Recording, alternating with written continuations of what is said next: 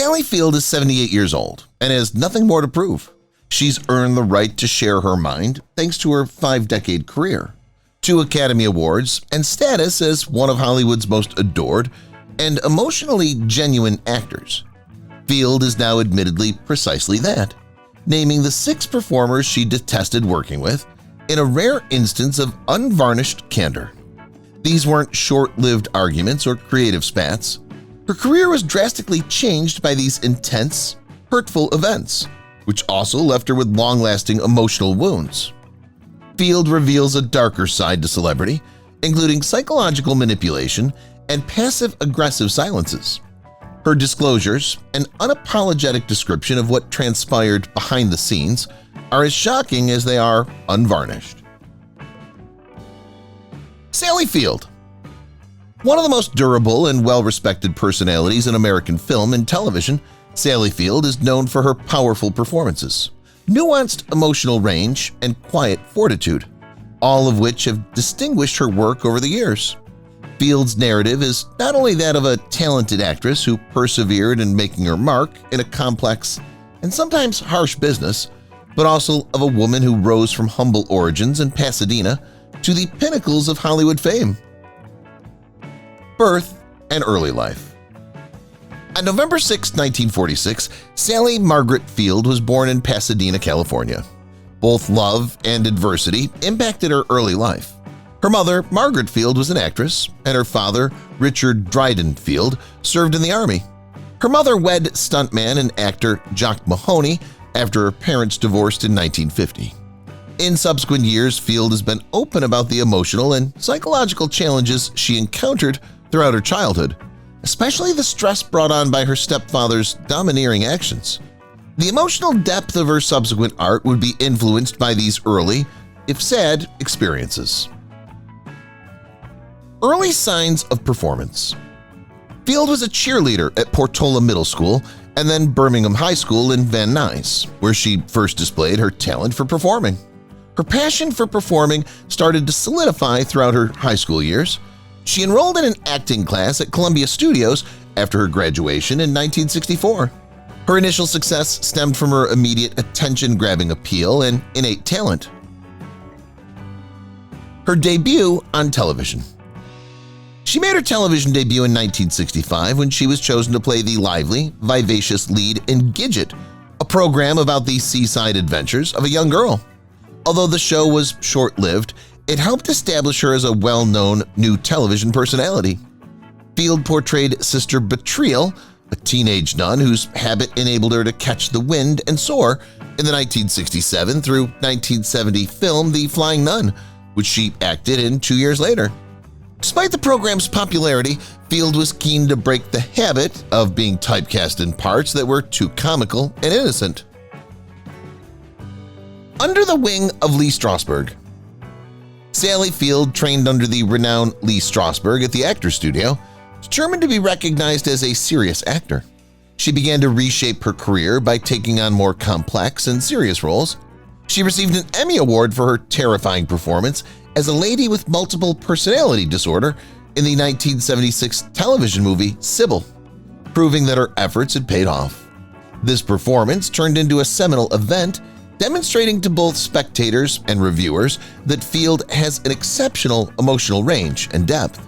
She began to secure the significant movie parts she'd always wanted in the following years. She appeared in the 1979 movie Norma Ray, which told the story of a textile worker from the South who joins a union. She received widespread praise for her performance and won her first Academy Award for Best Actress. It was a role that established her as a formidable dramatic force and solidified her position among Hollywood's elite. You Like Me Right Now. Field kept up her impressive run of highly praised performances.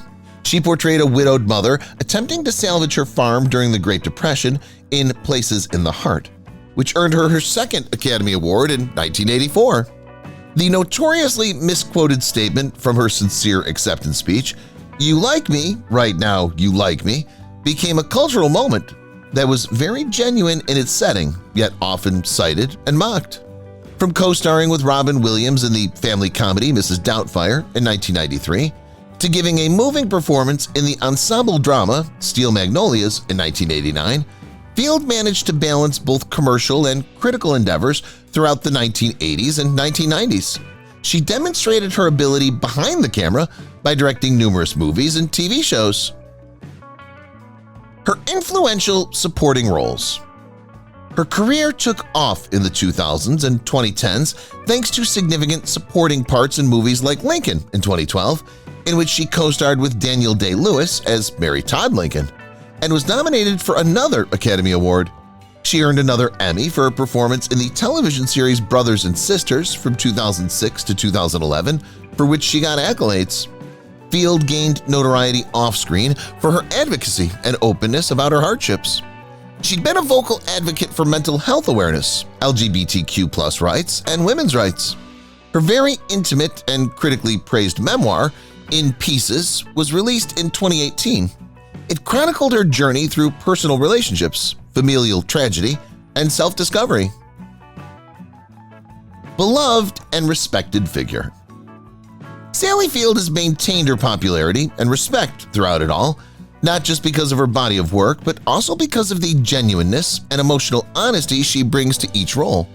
Her narrative is a silent protest against typecasting, a struggle for artistic autonomy, and a timeless example of skill, perseverance, and integrity.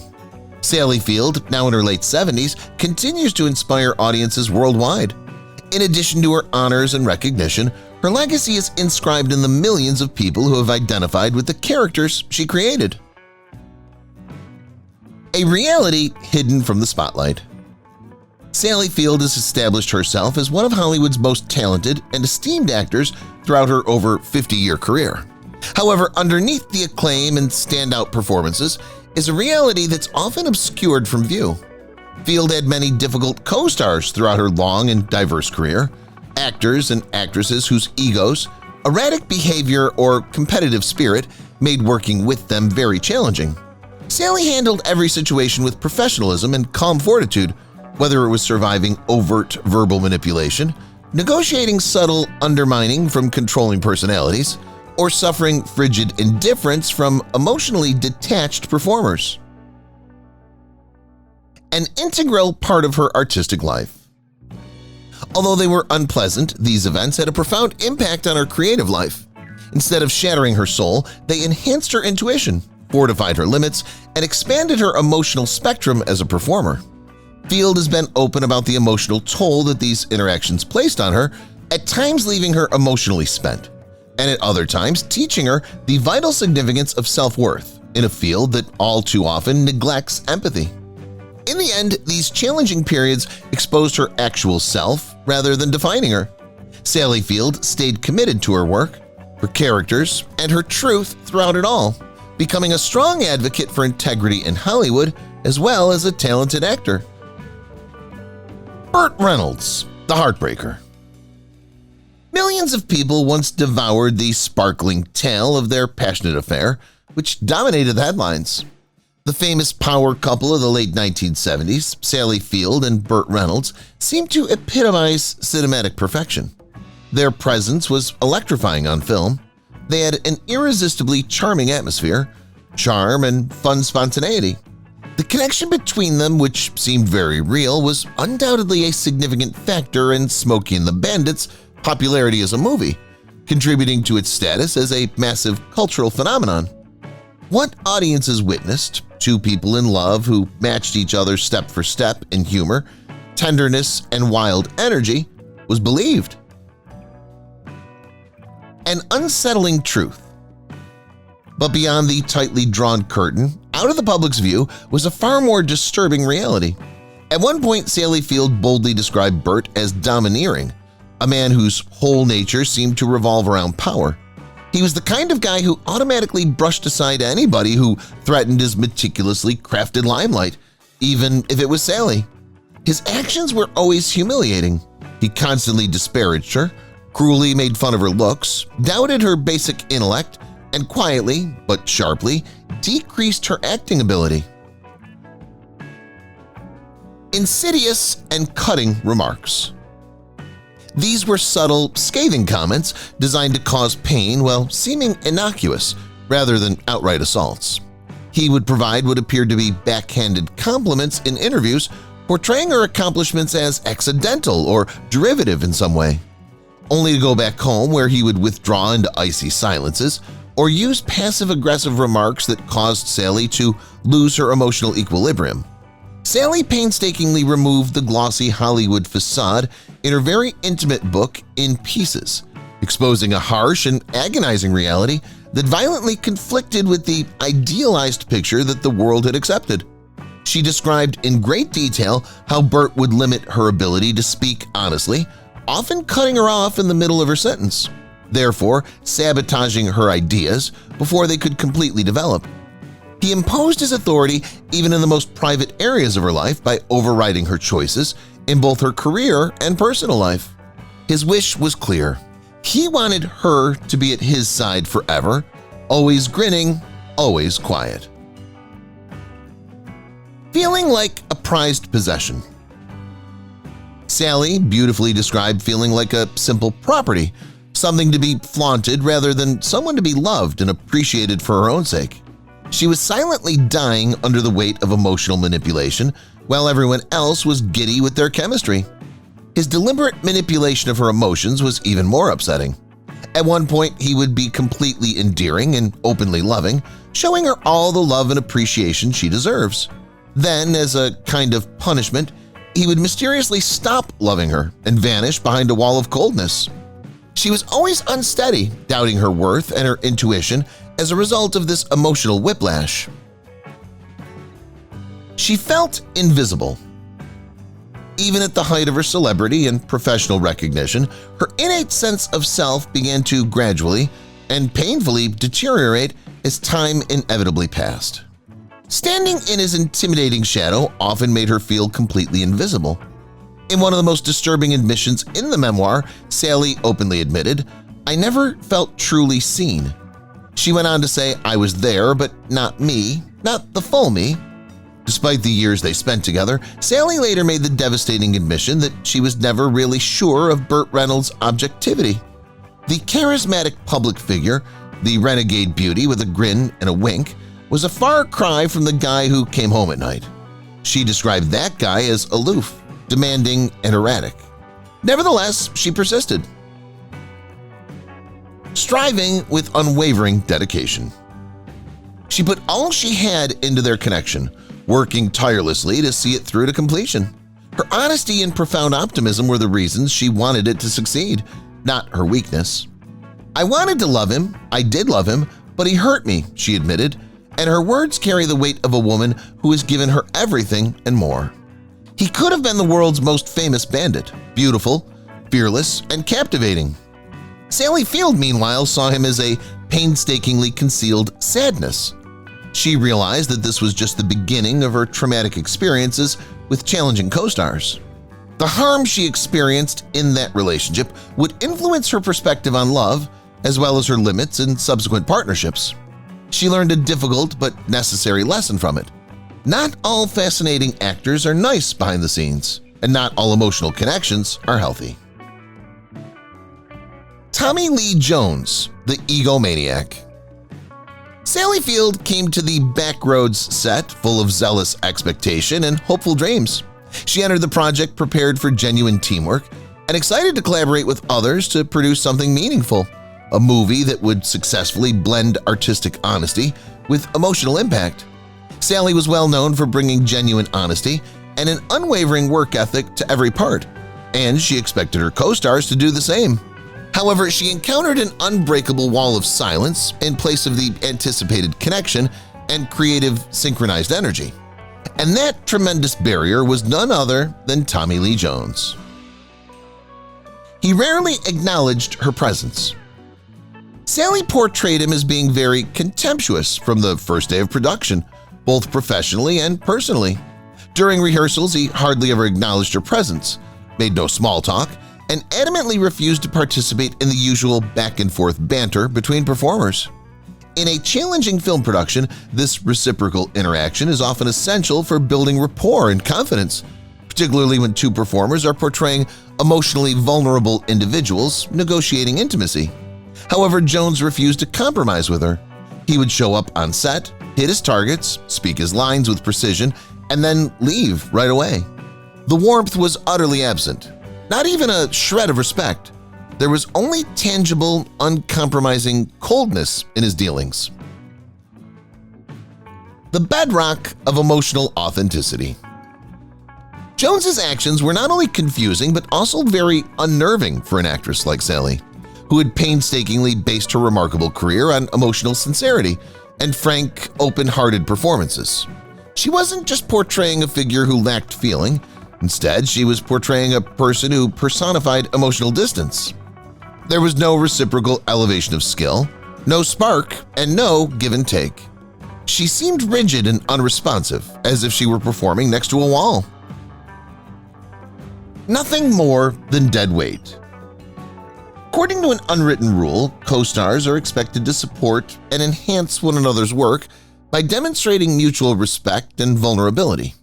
Instead, she felt like dead weight because of Jones's behavior.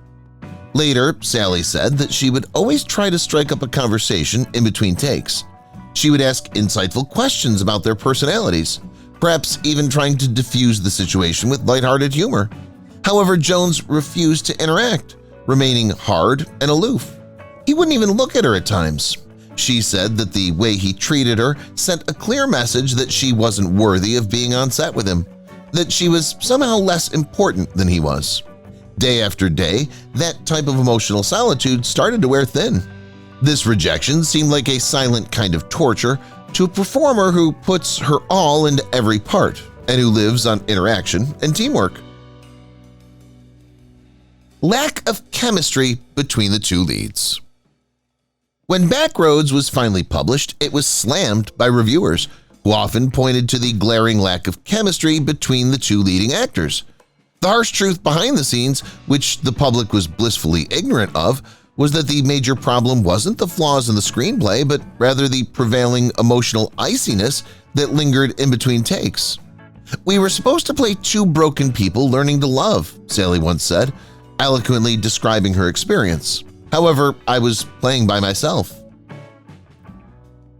The ordeal had left her drained. She subsequently acknowledged that the experience had left her very exhausted, even though she remained quite professional during the whole shooting process, never losing her composure or screaming out. The setting wasn't just chilly, it was very alienating. The stillness she experienced wasn't innocuous, instead it was a weapon.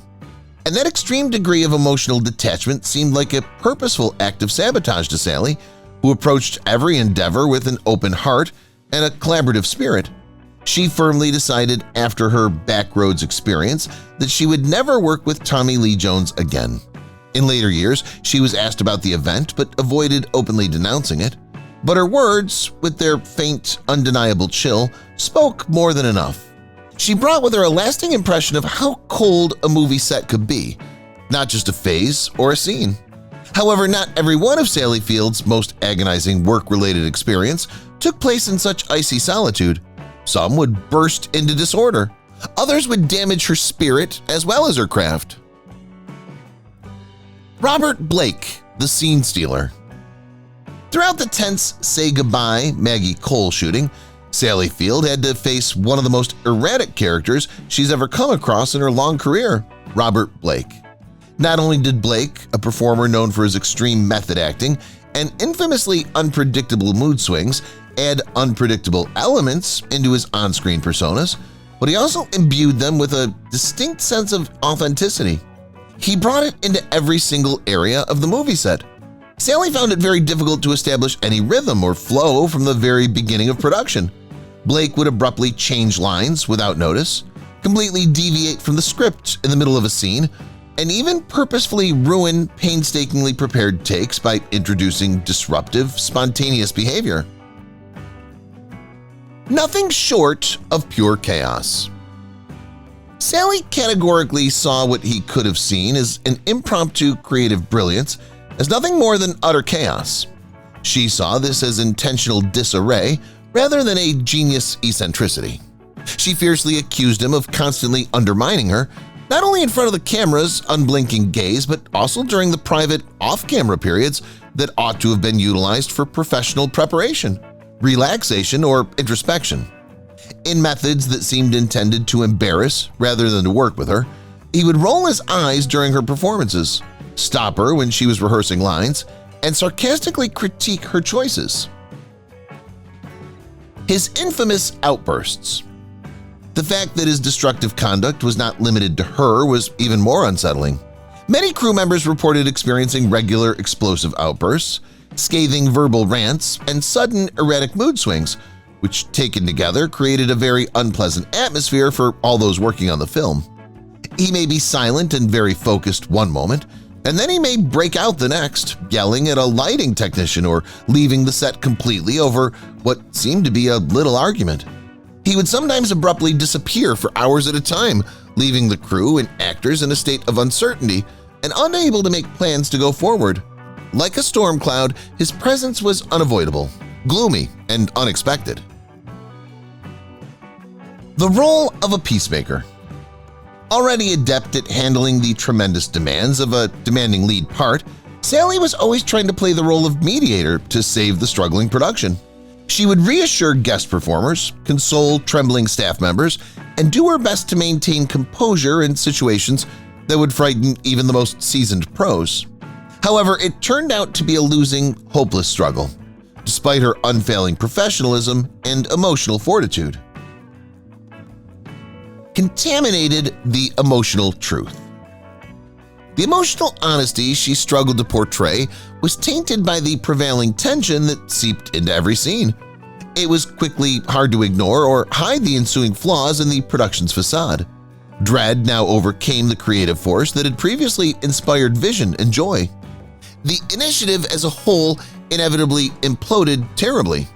A direct result of the onset of turmoil that had blown entirely out of hand, the movie was eventually shelved and never even shown.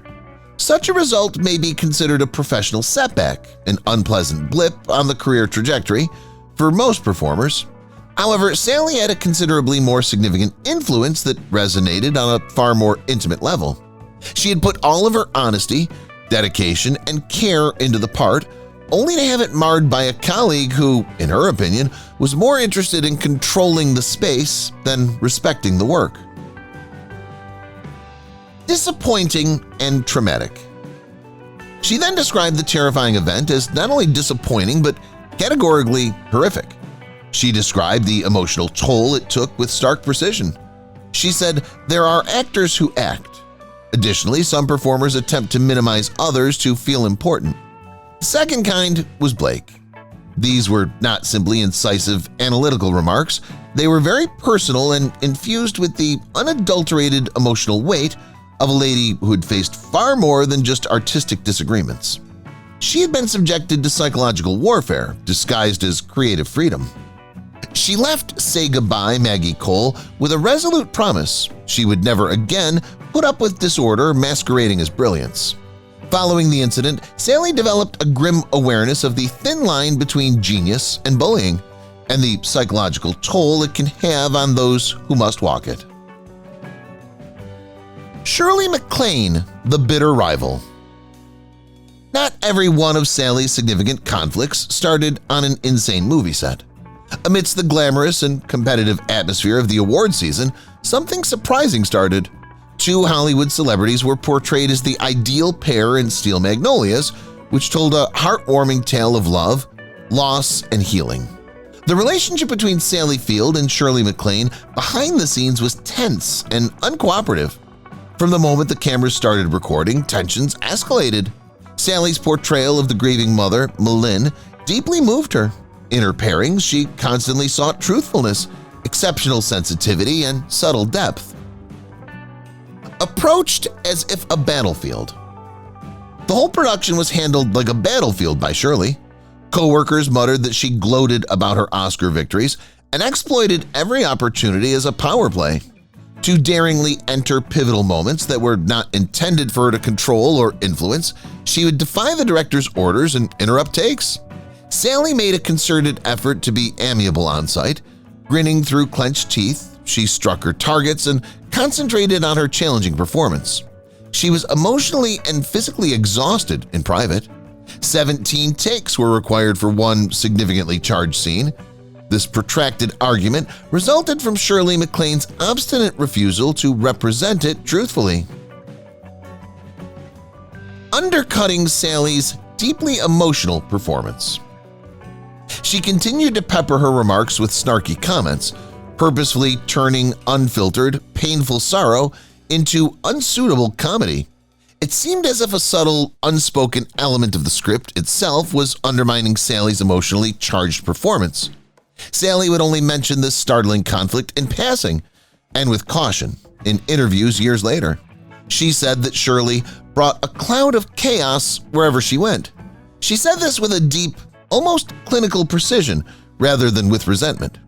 It was more than just a clash of different acting philosophies. Unquestionably, it was a battle of enormous egos. Shirley had an unquenchable need to rule the room, to dictate every conversation. Sally, on the other hand, wanted to support the narrative and accurately and honestly represent her role. And even after the movie's final edit was finished, the serious harm caused by this competition persisted. Although viewers sobbed freely about Malin's devastating address, Sally was well aware that the absolute, excruciating agony had taken place off-camera. She subsequently confirmed that she would never, ever forget the pain of that incident. James Woods, the manipulator. The next actor she met, however, did more than make her feel bad. He methodically broke her basic trust. Kiss Me Goodbye, their joint project, was intended to be a playful undertaking.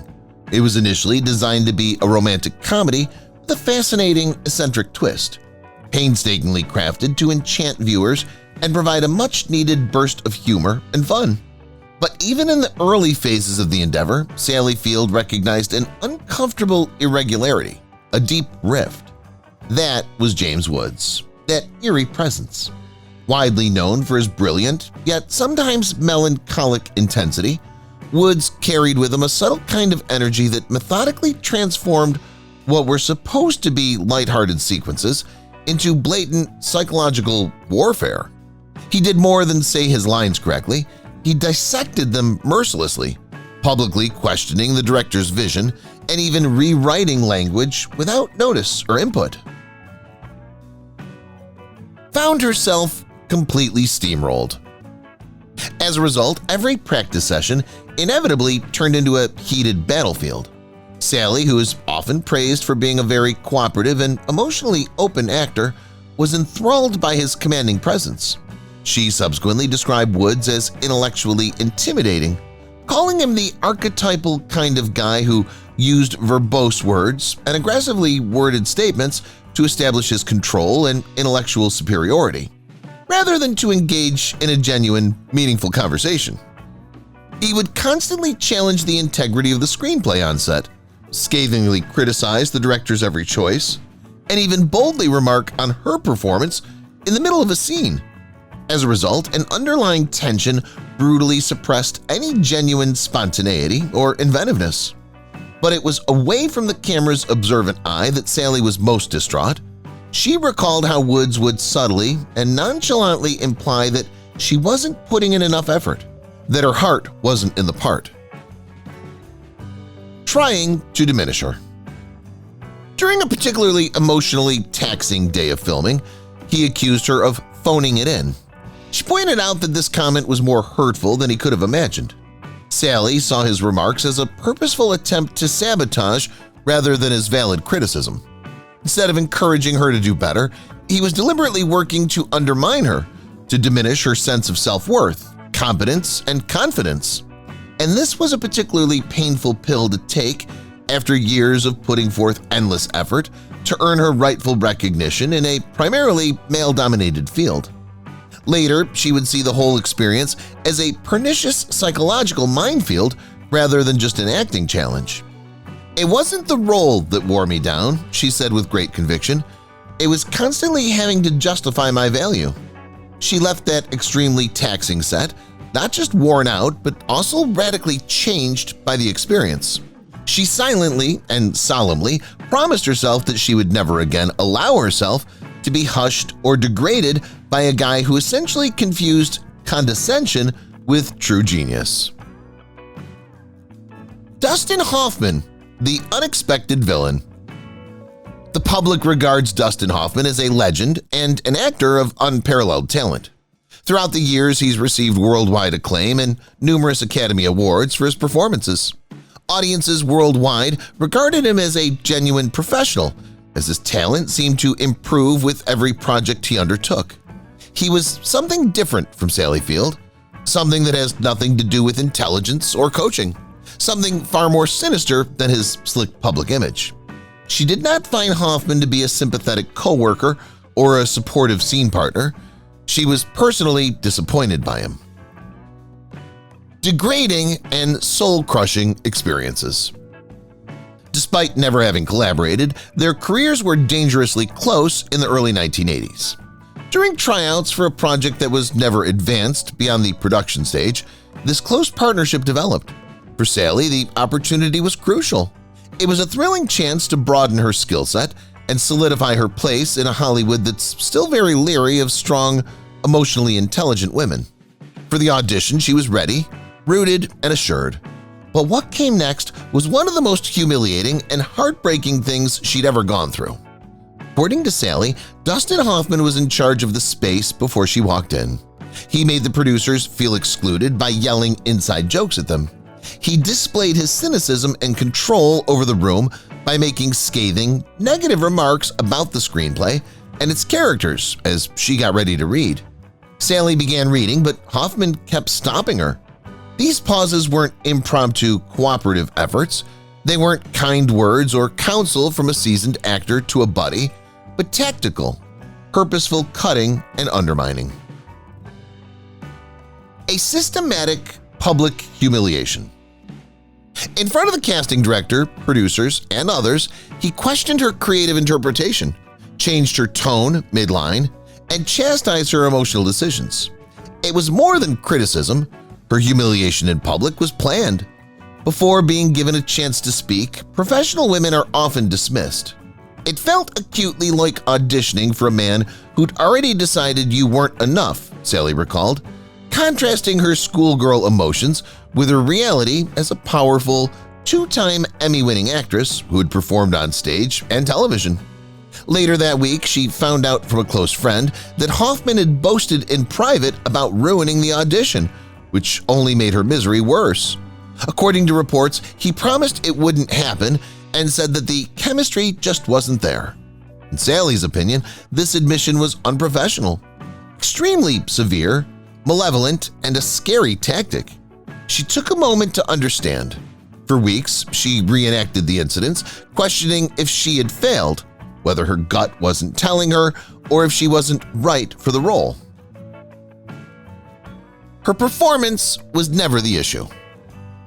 With the passage of time and distance, Sally gained a clearer perspective on the situation. The problem was never with her performance. She was never really good at it.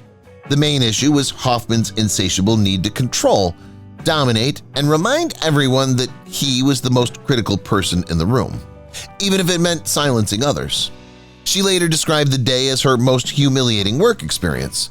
If it were her voice, it was important too. It changed her. It made her hard. She promised herself she would never do it again. No more empty spaces that denigrate her.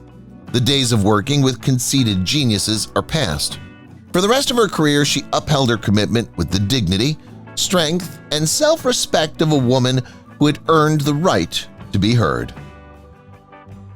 If you've watched the video till here, that means you've enjoyed the video. Subscribe. Don't forget to turn on the notifications bell icon